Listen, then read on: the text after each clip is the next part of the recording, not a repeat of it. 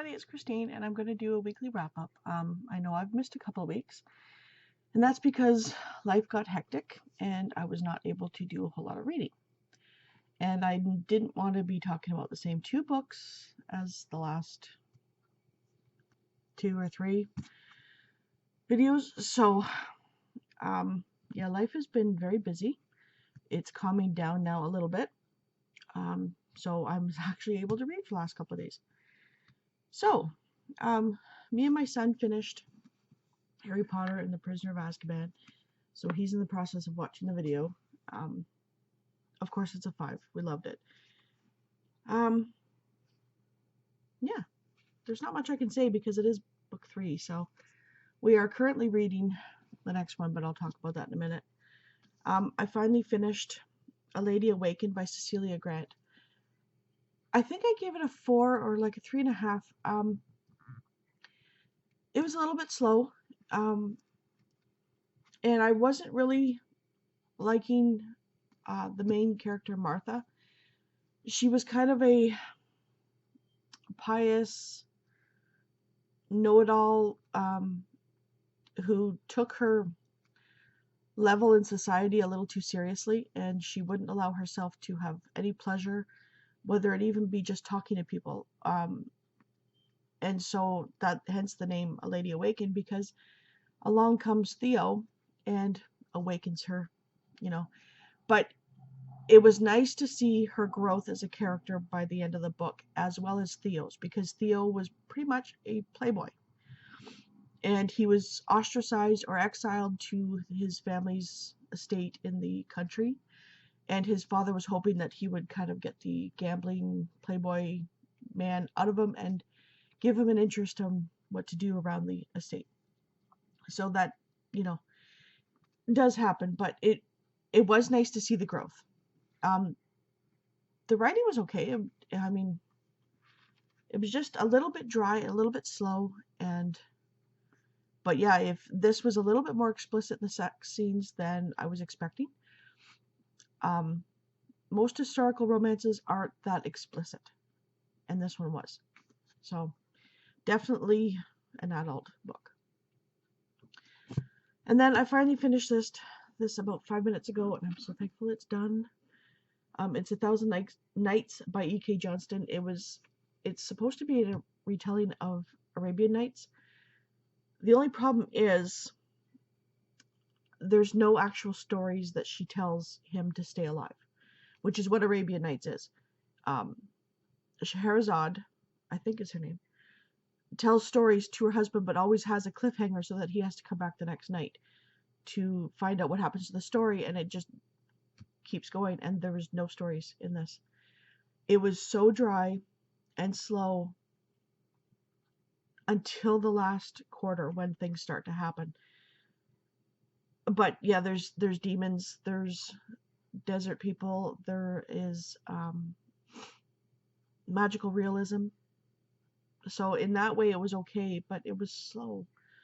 I will read the other books, because I know there's a prequel, no, a novella in between this one and the second one, and the second one's called Spindle, and that is the second book, but I think it takes place quite a time afterwards. So I might try it. If it's dry, then it's her writing that I'm not liking, and I might not continue with it, but we'll see. I gave it a 2.75, which I bumped up to 3 on Goodreads. Just not happy with that one. So, currently reading. My son and I are currently reading Goblet of Fire. Yeah, heavy books. But my son, we missed a couple of days on the weekend because we were very busy every night from Wednesday on until last night. We finally got to read, and so he's actually remembering the story now, which is good because he's that much invested and interested in it. Because usually if we leave a couple of days in between reading, he forgets what's going on. So yeah, for 3 days of not being able to read, and he remembers it, so I'm happy with that. And also I am reading A Night of No Return by Sarah Morgan. This one's fairly quickly. It's large print, so reads very fast. And it's for my Triple RC challenge. It is about a billionaire boss, who goes to his estate in the country on this night that he only gets drunk this one night every year, and you don't know why until a little bit later on. But he forgot an essential file on his desk that he needs for the next day, and his secretary goes to drop it off at his castle, which is what it is. And she has to do it in a snowstorm, and yeah, things kind of happen. That's about as far as I am right now. And then for what I hope to read, well, I know I have to pick this one up. It's for the hashtag on the booktube shelf pick for May, and that is If You Only Knew by Kristen Higgins. I haven't started it yet, simply because I've been too busy.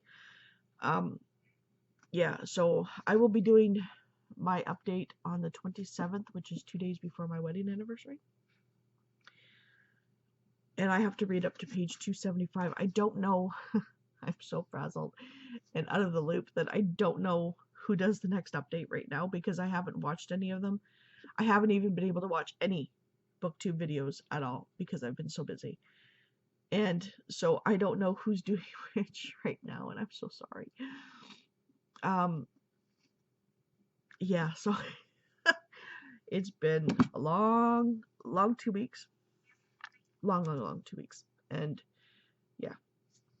So I hope to get to at least one of these other books on the week in this week, which is, and they are all for my Triple RC challenge. It is The Last Boyfriend, book 2 in the in Boonesboro trilogy by Nora Roberts. Book 2 in the Bride Quartet, and that's Bed of Roses by Nora Roberts. Or Carly Phillips' Perfect Fit, and it's book 1 in the Serendipity's Finest. So that is my week, my wrap up. Yeah, I know I have to get to other videos. I have to get to my Q&A. I have to get to my negatives and positives of BookTube and Goodreads, because there's stuff going on over there too. I have just kind of distanced myself from it because of being busy. If you hadn't noticed, I did rearrange a little bit over here, and that is working a lot more coherently for me. The other way was just, it was bothering me. Really, it was not working for me to set up.